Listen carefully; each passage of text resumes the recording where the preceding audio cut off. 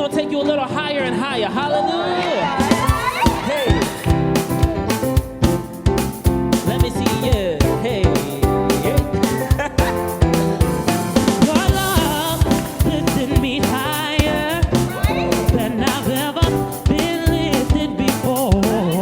So keep it up, quench my desire, and I'll be at your side forevermore. Say your love keeps on lifting me higher.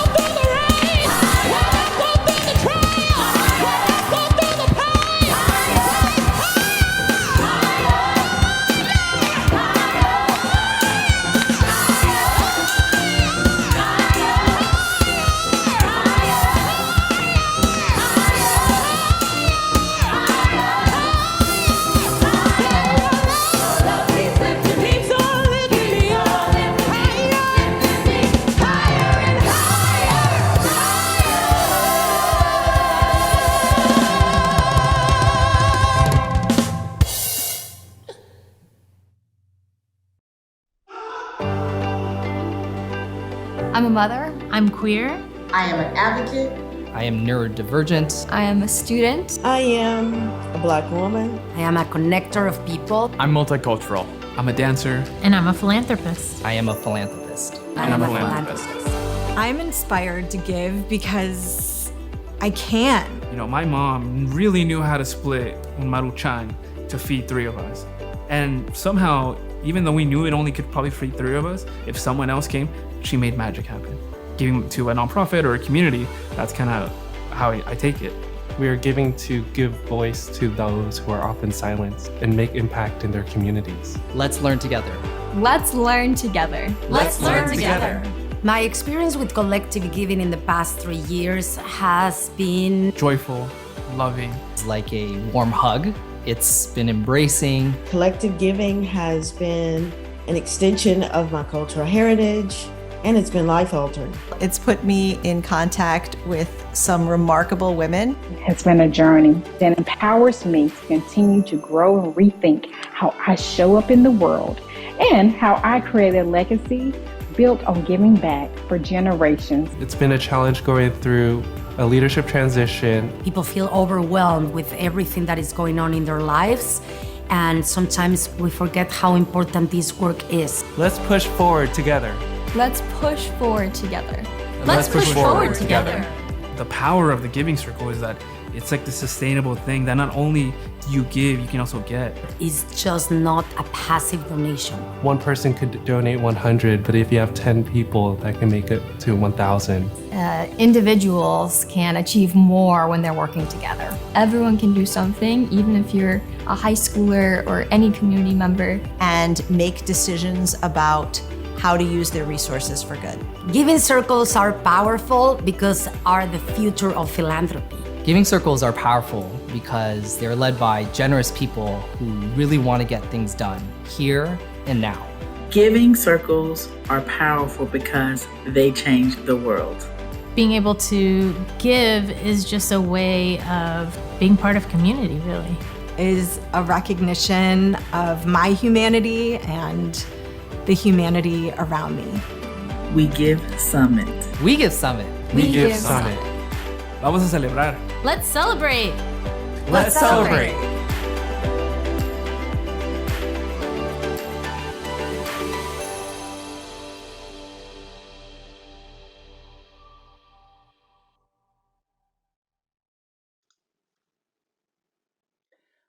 Welcome everyone to the second annual We Give Summit. Thank you all so much for joining us virtually from wherever you are in the world. We had people joining us from almost 20 countries, and I am so pumped to hear all your messages, to see all your messages in the chat, and how excited you are to be here. There is so much energy in this Zoom right now. Thank you to the Sing Harlem Choir for opening us up, for bringing this energy into the room, and to the many, many philanthropists represented in an opening video. My name is Sara Lomelin. I am the CEO of Philanthropy Together. As you just heard at We Give Summit, we're going to learn together, we're going to push forward together, and we're going to celebrate together. This is a very exciting time for giving circles and collective giving groups. Our movement keeps building from the decades of work done by many of our ancestors and friends and the co-design process that built this collective vision to our amazing We Give Summit last year. I see so many of you on this chat that have been tireless leaders for years and continue to be change makers in your communities. Thank you for your leadership. Thank you, because of that, we're being proud and loud. It was, the honor of a lifetime for me to represent the Giving Circle movement at the TED stage a couple of weeks ago. And community leaders from around the world are being trained monthly to start new Giving Circles. As this movement continues to grow and we continue to deepen our commitment to social change, it's inevitable that we're met with challenges. As a society, we have grappled with an ever-changing landscape, but what has remained is that giving circles show up for community. Over the next 4 days, we'll have sessions centered on this year's theme, Forward Together. We will have live sessions on trust, giving circles around the world, building solidarity, gender equality, collective action, and much more. You can also access our collection of lighting talks at any minute at any time within our event platform. These are very quick, less than 15-minute long talks in a wide range of topics. Check them out, don't miss them.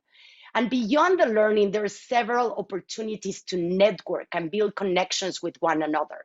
From our community board on Huba to our speed networking sessions happening today and tomorrow, don't miss them, it's going to be a lot of fun, as well as our live cooking demonstration during lunch tomorrow. Make sure to check out the recipe, go to the grocery store, get your beans, some rice, and invite your neighbors and family for a nice cooked, home-cooked meal. These 4 days will culminate in a final collective giving experience where we will come together as a field, hear directly from an incredible nonprofit leader in Ukraine, and learn about some of the issues the youth are facing in her country. And at the end, we will make a collective gift to a great, innovative youth serving organization in Ukraine. We hope to see you at many of these sessions, but we know we're a virtual space and we're kind of tired of Zoom. So no worries if you're unable to join a session live. The recordings will be available 48 hours after after each session. And throughout the summit, we want to hear from you. Share about your experience on social media. Don't forget to use the hashtag WeGiveSummit. Share pictures with your swag. Tell others what you're learning throughout the sessions. And also, please, please, please share your feedback following sessions. We're going to have a quick 2-question poll that will pop up on the Zoom at the end of each session. Your feedback is really important for us. Before we jump into our opening discussion, I would like to thank the organizers of We Give Summit. This event wouldn't have been possible without the hard work and planning of the incredible steering committee that we have this year. More than 30 people. Thank you all for crafting this year's agenda, spreading the word to bring us all together, and all the meetings that you took during this past 6 to 8 months. I also want to thank everyone that submitted a session idea, all of our speakers and moderators. Thank you for sharing your time and knowledge with our movement. We cannot wait to hear your inspired words. Thank you to all of our sponsors. Don't forget to give them some love in our exhibitors and sponsors section on Huba. And with that, I am very excited to start our opening session that will include Bule and Angela Glover Blackwell. Together, they will be sharing the power and the wisdom. We're starting this summit with power, people. So please welcome the incredible Bule, a powerful voice and advocate for nonprofit leaders. I know many of you are longtime fans of Boo. I am. I always devour every single blog post and, now all the posts that Boo puts on Instagram. And for those of you that maybe don't know Boo, and I don't know how can that happen, but anyway, Boo is the creator and writer of the blog Nonprofit AF. He is the former executive director of RBC, a nonprofit in Seattle that promotes social justice by supporting leaders of color, strengthening organizations led by communities of color, and fostering collaboration between diverse communities. Boo is also a founding board member of Community-Centric Fundraising. Check that out. And we're so glad to have you here with us. Welcome, Boo. Thank you, Sarah. Hi, everyone. Thank you so much, Philanthropy Together, for inviting me to be here today. I use he, him pronouns, and I'm in Seattle, which is on Duwamish and Coast Salish land. And for colleagues who have low vision or who are blind, I'm a mid-aged Asian man. I'm wearing a blue shirt. I'm wearing glasses, and I have stuffed unicorns and a plant and a pervasive aura of vegan sexiness. It's really subtle, but it's undeniable, right? I am glad to be here with you all, and I am just really appreciative that we are all here, and many of you are probably calling from different countries, and it's probably 3 a.m. or something. So thank you. I'm also very honored to be sharing the stage with Miss Angela Glover Blackwell, who asked me to call her Angela, but I'm a bit starstruck, so I might forget to do that, right? I'm really looking forward to this conversation with her. For 10 years or so, I've been ranting about philanthropy, and I started a hashtag called Crappy Funding Practices to really point out all the terrible practices in philanthropy. And people often say, Vu, you must really hate philanthropy and funders and donors. That is not true. I really love most people in our sector. I really love our sector, right? And there's so many amazing, incredible people who are so creative and compassionate and thoughtful in the work that we're doing. And we are doing things every single day to make the world better. And yet we also have a whole bunch of challenges here that we need to point out because they're not helping us to do our work, right? And I feel like we are still stuck in some ways in a bunch of stuff that we've been learning and internalizing that just no longer work. And we need to move beyond them because we don't want to be stuck there anymore, right? With the pandemic, with George Floyd's murder by the police and everything, like we don't have time to doubt ourselves or to be mired in some of the things that we've been learning and internalizing. For example, we are still talking about overhead, right? Some funders and donors are still concerned about overhead. And they're like, you know what, we want to give you this money, but you can't spend this on staffing or other useless things like staffing or rent, right? And it has been really frustrating for a long time. Yes, Marie, why are we still talking about overhead? It makes no more sense. I kind of liken nonprofits to be like firefighters putting out the fires of injustice, right? And every 3 or 4 steps, a donor or a funder stops us and says, I want to make sure that the money I'm giving you to put out these fires is being spent on the water and not the hose. What is your hose to water ratio? And for a long time, all these nonprofits have been trained to say, oh no, don't worry. We have minimized the hose expenses. Most of the money is going to water. Someone else is paying for the water, and someone is paying for the hose, you're only paying for the water, okay? We don't have time for this anymore. The more time that we stop nonprofits and ask inane questions like this, the less time that we have getting to the fires, and so they are spreading, right? So we gotta move beyond this. We have a whole bunch of still very archaic practices, right? We still require nonprofits to each write a unique snowflake application for every funder or every giving circle. Why do we do this? Nonprofits are wasting hundreds of thousands of hours every single year trying to translate the same answers from one grant application to another instead of actually going out there and doing their work, because this is the traditional practice we pass down to one another. Why don't we just have each nonprofit just have one single proposal? You know, like if you are a business, you have one proposal, you have one business proposal. You don't go to a bank and each bank is like, I want you to explain this section of your business proposal, but in 500 characters, because that's what I want. I only want it in 500 characters. And another bank's like, I want the same answer, but in 750 characters. Why? We don't have time for this anymore. Okay, so we cannot keep wasting nonprofits time and energy doing this.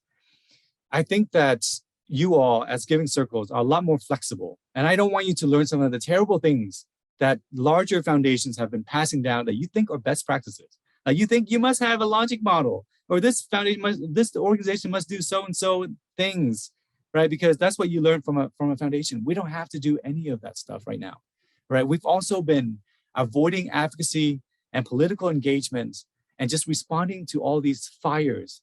You know, like we like to fund, like burn ointments, all the fires, instead of actually saying, hey, maybe we should try to stop the people who are setting fires. Many foundations are like, we don't want any of this money to go to advocacy at all. And then for decades and decades, many nonprofits are just afraid of engaging with the systems to change them.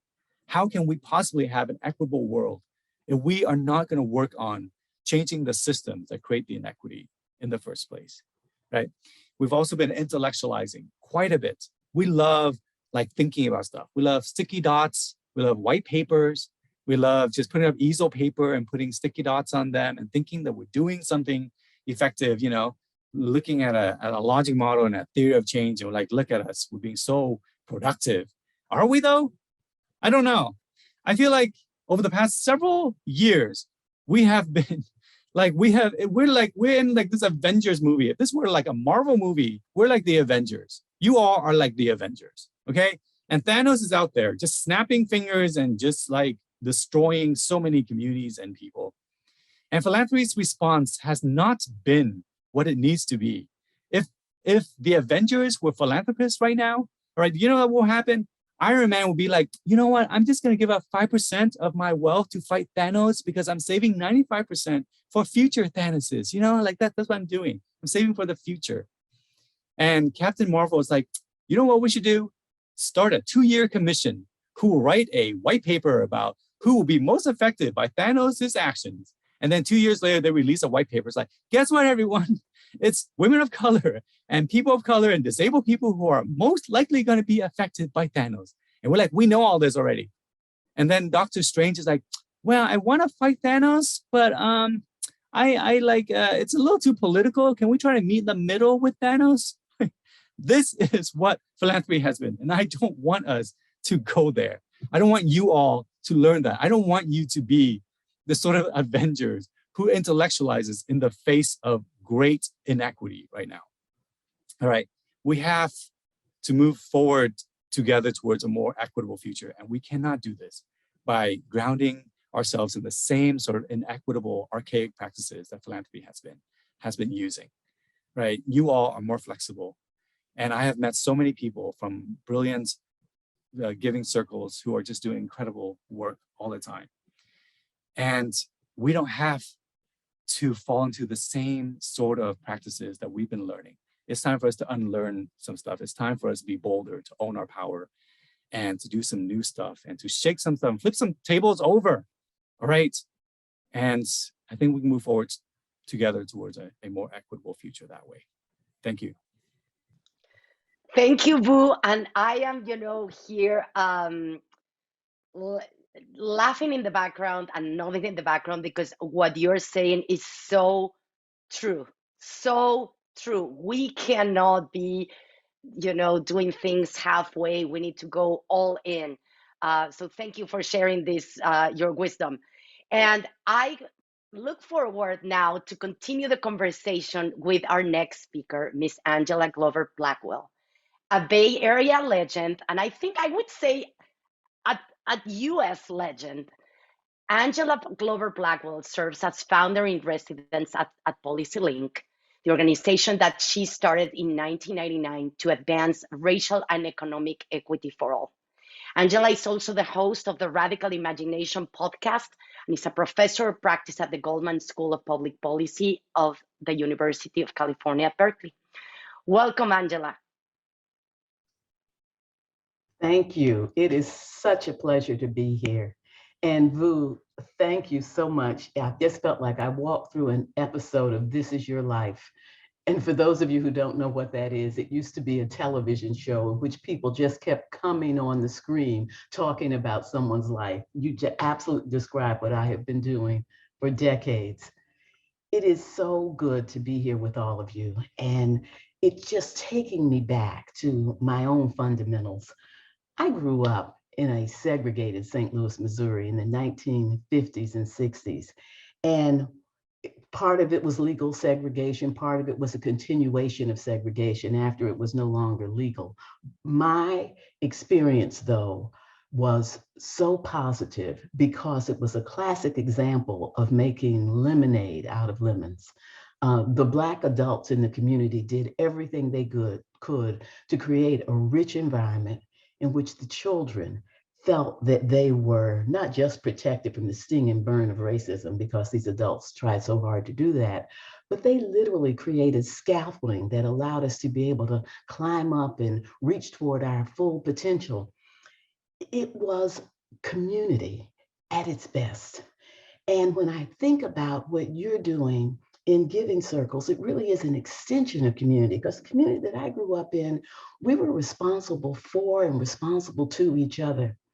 That our well-being really depended on the well-being of those who lived in our community, and everything was Black. The schools, the Y, I went to the Phyllis Wheatley Y, the church, the community activities, everything was Black. And all of the Black people were doing what they could to create a space where we could look out for each other. And while there's plenty of negative to talk about from that time, because what I actually am describing to you is what it was like to live in a city that was racially segregated, because there was a hierarchy of human value that said that some people were not good enough, that some people were not complete, that some people were second class in terms of whatever was going on. That's a horror. I'm describing to you what people created to be able to bring forward the best that they had and create even more. When I think about giving circles, it really is a continuation of that. Being able to deliberately think, who do I want to align with to be able to be in community with? And who do I want to align with in terms of identifying issues and challenges in the broader society and being able to expand my own capacity to be able to do something about it? Giving circles are community operating at the highest level of value and mutuality that you can possibly imagine. And here we are in the most extraordinary times that we will experience in our lifetime. I feel comfortable saying that because I've been around for decades. I didn't introduce myself fully when I started. you know my name, I'm Angela Glover Blackwell. My pronouns are she, her. I'm in an environment in which right now I'm in front of a bookcase with books and artwork in the back. A Black woman, older, white hair, wearing a black top with flowers on it. I am here to say that this is the most extraordinary moment that we will ever experience because so many things have at once been brought into sharp relief. The pandemic made us have to face the consequences of the way that we have lived together, with some people not having access to healthcare, not having access to communities that could connect them to what they needed when they needed. Some people not having the resources to be able to live through a pandemic when they couldn't go to work. Some people had to go to work and expose themselves to dangers that should never have been put before them. The pandemic exposed all of our inequalities, but then the murder of George Floyd made us have to dig deep into the racial dimensions of society, deal with racism, deal with what it is really like to be able to have a society in which some people are valued more than others. I have to keep coming back to this hierarchy of human value because it is one of the things that is really a deep part of the problem that we face. It's now in sharp relief and it's in front of us. The same thing, the same time that this was going on, we then have January 6th, which said to us in no uncertain terms that there are many people in this nation who value racial superiority more than democracy. People seem to feel that democracy was the highest point of agreement for everyone. Now we know that that's not true.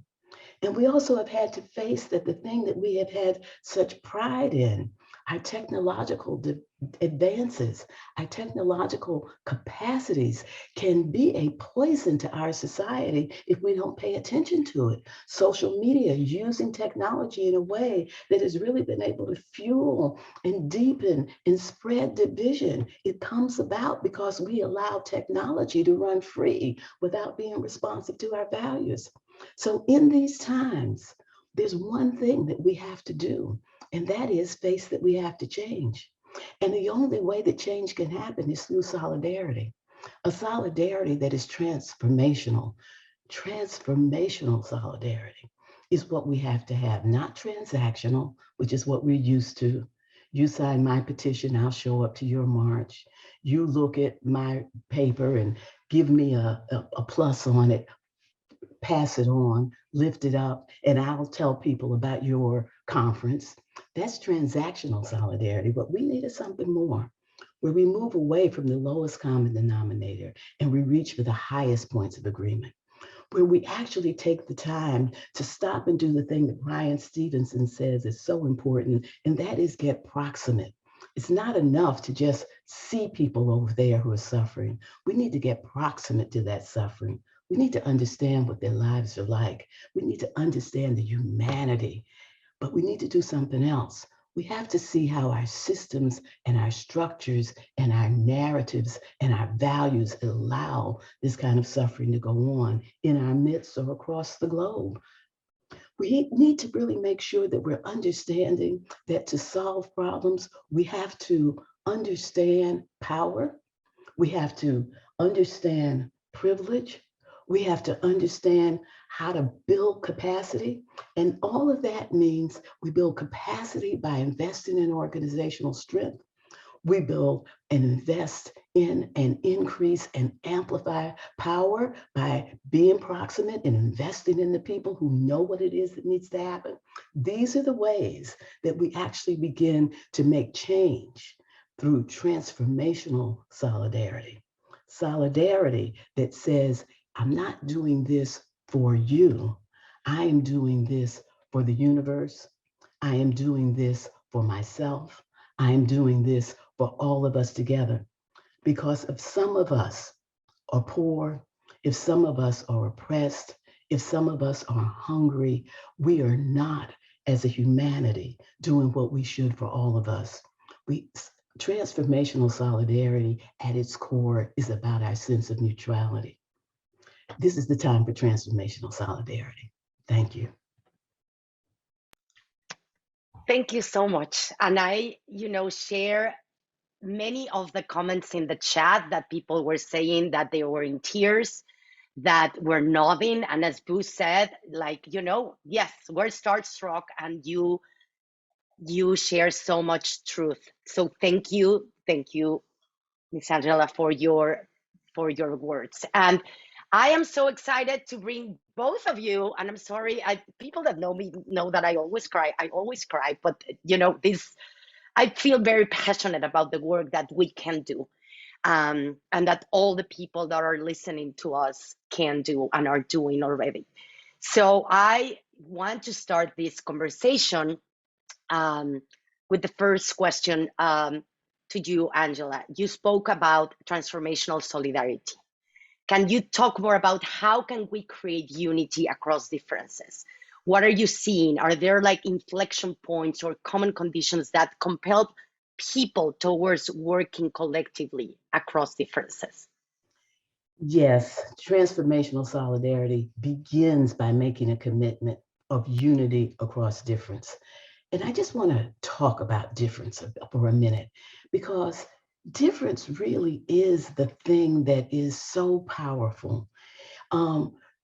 Recognizing your own difference, actually understanding that difference is an asset, experiencing how interacting with differences expands us individually. Those are the things that help us to be able to lean into it.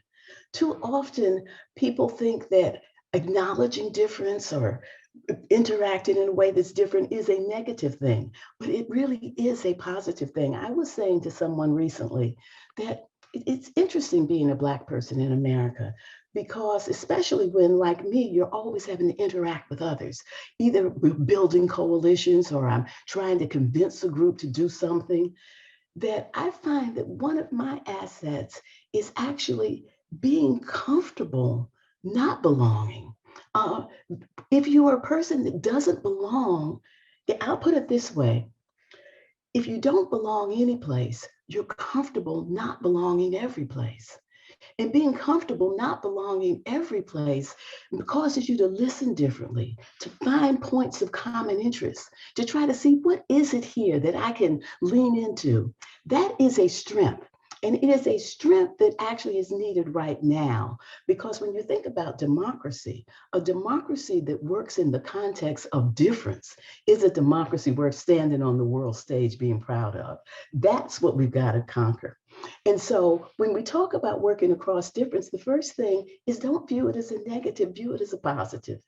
Think that as you interact across difference, you're expanding yourself, you're expanding your capacities, your vision, your ability to communicate, and then bringing a humility to it.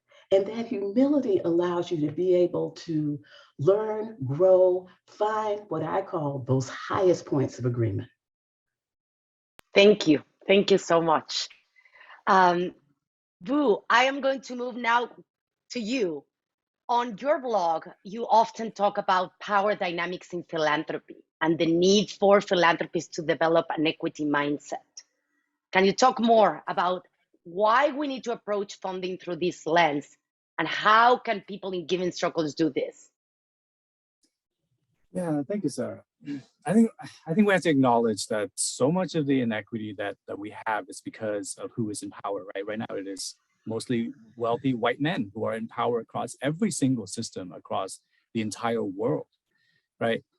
And philanthropy should be about restoring balance, right? It should be about bringing back some equity and restoring balance to the people who are most affected by systemic injustice.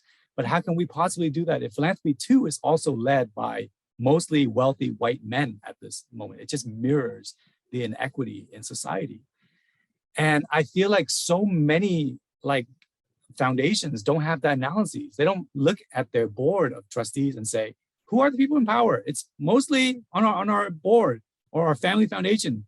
It's mostly rich white men who may be very nice people, but they are some of the least informed people in the entire sector about what's going on regarding injustice and who is most affected by it.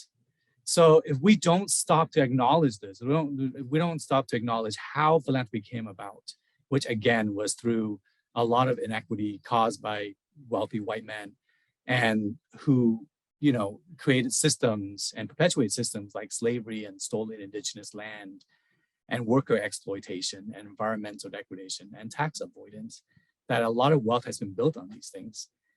Then I think that we are, in some ways, we're just like not really addressing the issues at all.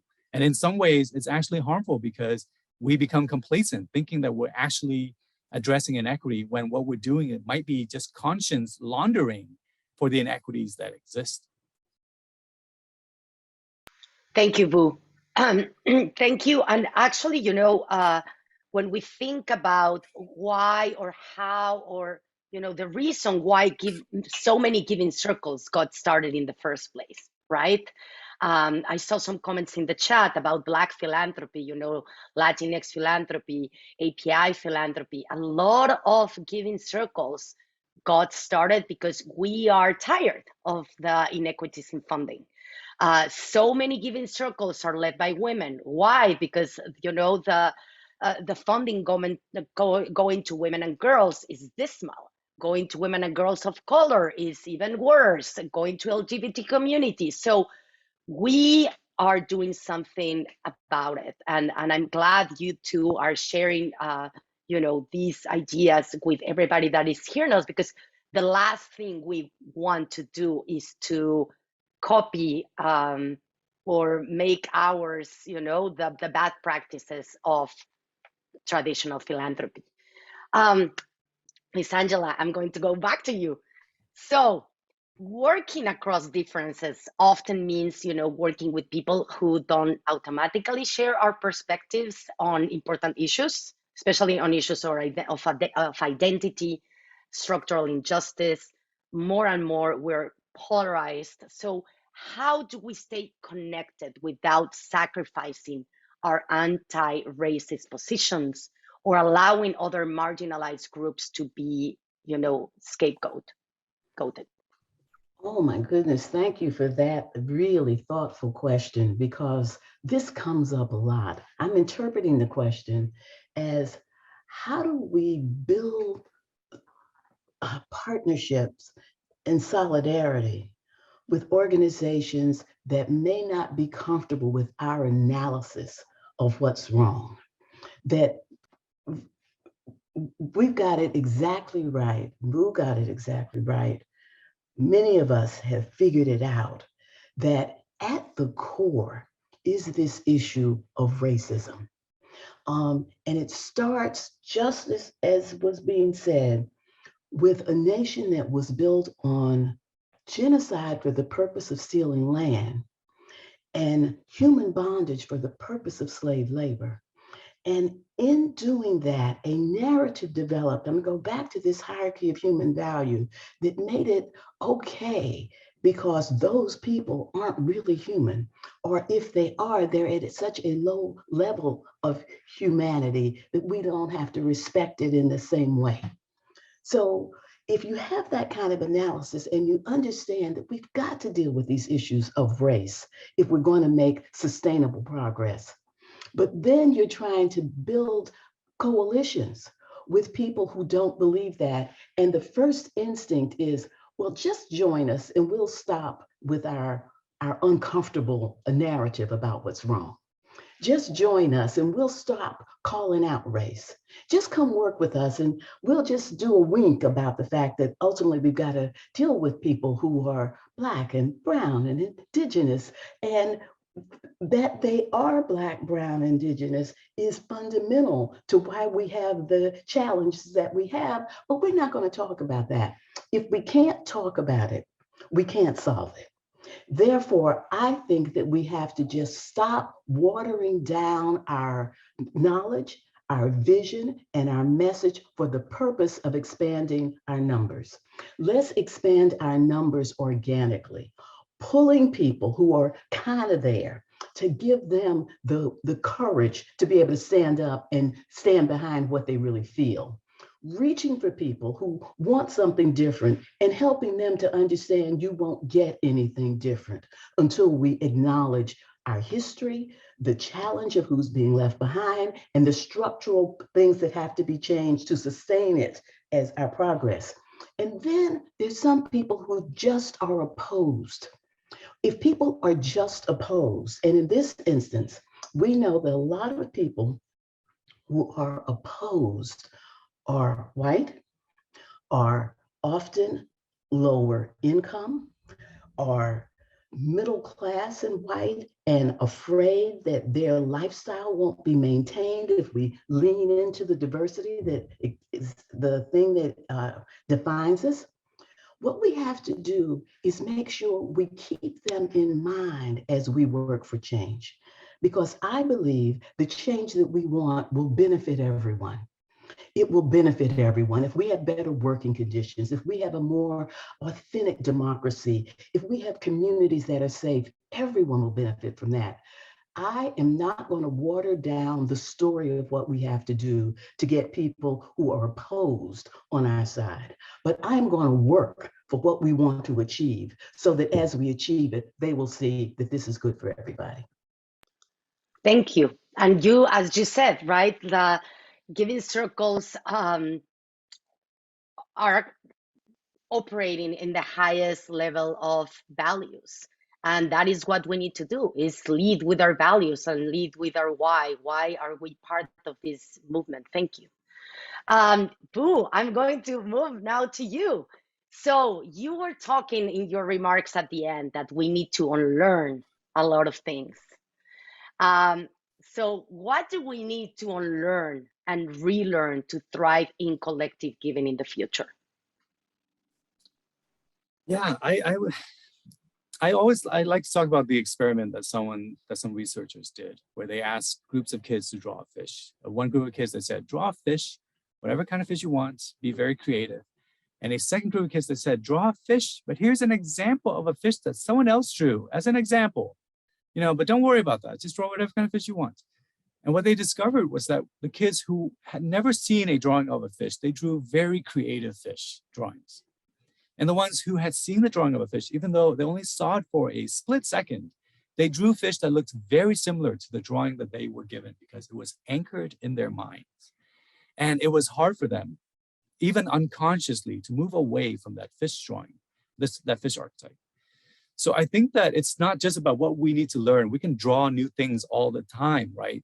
But if we don't stop and think, you know what, I have a fish archetype in my mind about how fish should look, then you're not really going to be able to get away from that. And this is what happens in our sector all the time. We still have some very terrible, inequitable philosophies that we don't think are inequitable. For example, we believe in this level playing field. I hear this all the time. I hear funders and donors and giving circles saying, how do we level the playing field so that more funding can go to Black-led, Indigenous-led organizations, et cetera? The reality is that there will never be a level playing field. There just won't be, because of white supremacy, because of biases and all sorts of stuff and all the fish that's going on. We will never have a level playing field. Philanthropy needs to stop believing that the field can ever be level, and that it needs to start working on creating a level playing field, because the level playing field is about creating a field that everyone can compete, because we have this belief that if everyone can compete fairly, then the people with the most merit would win. And for a long time, that has been guiding us and philanthropy. And I don't think that is the case anymore. And it's been really toxic and destructive. What philanthropy needs to do is to create entirely new fields for people who've never been able to get on the main field before. They just haven't been able to, right? If like after, with all the demonstrations and protests regarding Black Lives Matter after George Floyd's murder by the police, right? There's all these foundations releasing statements saying, we support Black lives, etc. How many of them actually gave more funding to Black-led organizations? Not many. I don't think there's been a substantial increase in giving to Black-led organizations, right? Because they were so focused on creating a level playing field so that Black-led orgs can compete equally. That's not how it should be. If you care about Black communities, you should be funding specifically Black-led organizations. Create a giving project or campaign that will only be accessible to Black-led organizations. If you care about Indigenous, missing and murdered Indigenous women, create a fund that can only be accessed by organizations led by indigenous women or indigenous communities. Like, this is what we need. This is why we have to like unlearn a bunch of these philosophies, because they have been terrible and we keep using them. Thank you, Vu. Thank you, Vu. And I know I'm just checking the time, and I just want to ask you if you can tell something to our audience or to our Giving Circle members. What kind of internal work can Giving Circles and Circle members be doing to support racial equity and transformative solidarity? And I know I'm asking you to like literally put these thoughts in a really succinct way, but what do you want Giving Circle members to take from this session? Well, I'll start. I am so glad you mentioned individual work, because we can't do transformational solidarity if we don't work on ourselves individually. And that means we have to learn, we have to study history, we have to analyze ourselves and try to purge ourselves of our own prejudices, our own issues that we have with difference. We have to commit to doing what we can. That it is so wonderful to be able to identify a huge problem and feel good about doing what you can. Because if we all do that, we can make a difference. But that individual work is so important. We get to change when we individually change, find others who are changing too, and commit ourselves to using our knowledge and our reach to be able to fundamentally create a better world. Thank you. Vu, final thoughts? Yes, I think that we do need to do some internal work. And I do think that one thing that we don't do enough of, though, because it's about sort of like unconscious biases. I was learning about immunity to change and how a lot of the things that prevent us from changing and being effective is not the conscious things that we say, like I'm very busy or whatever. It's the unconscious stuff, like the fear of failure or the fear of loss of income. And I don't think we have been acknowledging enough that many of us implicitly maintain racism and inequities because we don't stop to acknowledge that we benefit from the existence of inequity, right? It needs to exist so that we can get paid to fight it. And so if that's the case, then we have to kind of stop and say, what are we willing to give up? Like, are we willing to not apply for this job? Are we willing to not apply for this grant so that a grassroots organization led by a BIPOC community can actually get this grant instead, right? Which is one of the tenets of community-centric fundraising, is nonprofits supporting other nonprofits, right? So I think we have to kind of sit in and examine this. If we start changing stuff, we've been advocating for general operating funding for a long time, right? I was talking to a program officer who said, well, a lot of us are kind of opposed to it. And it's because if everything is general operating, do we have a job? Like what is going to be our job if like everyone just gets general operating? We don't have to micromanage anyone. Do we have a job anymore? I was like, yes. I think if we can just move, if we can actually do the reflexive work, we can actually have not only do we have jobs, we actually have better ones. Like program officers and giving circles, et cetera, can actually be more fun because we're working together to advance equitable policies and systems. By electing more women of color into office and changing the tax codes and protecting voting rights, we should be focusing on these things, right? But instead, we get so focused on all the wrong things. And I'll end there, and I'll just say, I appreciate this conversation. I know that was very short, and I also have a whole bunch of questions to ask Ms. Glover Blackwell too about things. But I hope that it's enough for us to start thinking about drawing a new fish and thinking about sustainable, transformational, collective unity. I know, we could have stay here for, hours because it's like an onion, right? Once you start peeling, you never end. And I know everybody has now a lot of things to think about and a lot of questions to ask individually, to your Giving Circle members, to your friends, to your programs officer, to the people around it. Because again, when we come together and when we have an equity mindset, the world will be better, period. And I know sometimes it sounds naive, but we can do it, and it needs to start with each of us. So thank you so much, Angela and Vu, for this session. Thank you so much for joining us. And, you know, collective action is happening all over the world. I am so pumped to go into these 4 days of learning and connecting. And what makes this collective giving movement so unique is that we're challenging the status quo. When we shift the power of philanthropy into all of our hands, we shift who gives, how we give, and ultimately what gets funded. And that's the whole idea. So this work is so much bigger than any of us as individuals or a single giving circle or a single network of giving circles. So the power in our work comes from all of us coming together. So we want to keep learning and growing and being in community with one another. So We Give Summit is just getting started. Continue to join us for more sessions, everybody. Engage with our community in Cuba, share on social.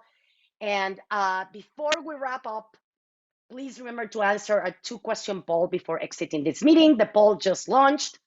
And while we do that, we're going to be heading to our next session at the top of the hour. Join us for how does one class background impact the Giving Circle experience. So I'm telling you, people, we're going to be learning so much these 4 days. Panel discussion with leaders with different lived experiences and expertise in philanthropy, and they will be sharing their experience participating in Giving Circles, designing Giving Circles, and witnessing the power of Giving Circles to unite. So see you all there. Thank you, Boo. Thank you, Angela. Bye, everybody.